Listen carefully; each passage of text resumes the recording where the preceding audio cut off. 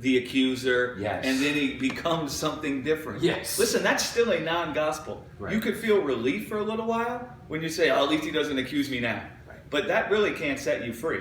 Right? That's like pseudo-grace is what I call it. Where you say you're in grace, you ain't really busy in grace. If you ever describe God as the accuser, Right. or the one punishing with death, or if you ever describe God as the one who's forsaken us, if you ever describe God as the one who's pointing at our nakedness, then that's a non-gospel. That is not the gospel. Justification is not about God doing something to justify us in his eyes. Right. Right? Right. That's not what justification is. Justification is there was somebody else accusing us, and we couldn't stand in the presence of God because of our hearts. So God came and dealt with the voice of the accuser, Yes. right? So that we could feel comfortable standing there. He didn't come and justify us so that he could be happy looking at us. He never said we weren't his children. Right? Justification is the act of God proving that mankind is his children. Yeah.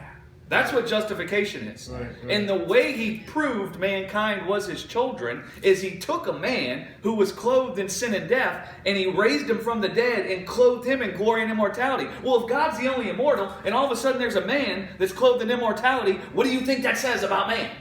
That they are the children of God. Now, the scriptures talk about the serpent coming before God day and night, accusing man to God. Right. Telling God they're not yours. Look at them. Look at their body of death. Look at their sin and their death. They're not yours. They're mine.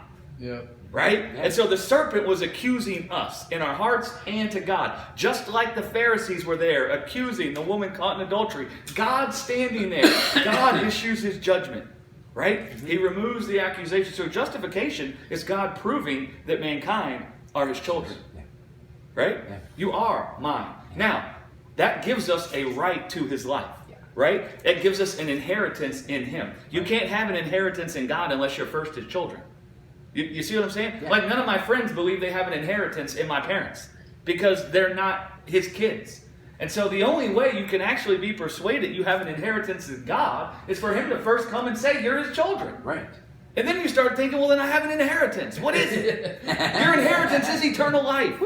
So we lost our right to our inheritance in Adam because death was reigning over us. And the tree of life was marked off by the cherubims. Right? And so then God come and raised Jesus up from the dead and justified mankind as his children, and the veil was rent from top to bottom. We have a right to life again. Yes. We are his children. That gives us a right to his life. Yes. And then when you look on the veil, it has the two cherubims that were marking the tree of life. They were embroidered on the veil. Right. It was rent from top to bottom. Go read Genesis. When Adam ate from the tree and it marked off the tree of life, Yeah. it said, let us put man out of the garden and let Right. us guard the tree of life, lest man eat from the tree of life now and live in death forever. Yeah. They're marked off. Well, that was on the veil that separated from the Holy of Holies. That rent from top to bottom. Cherubims moved out of the way.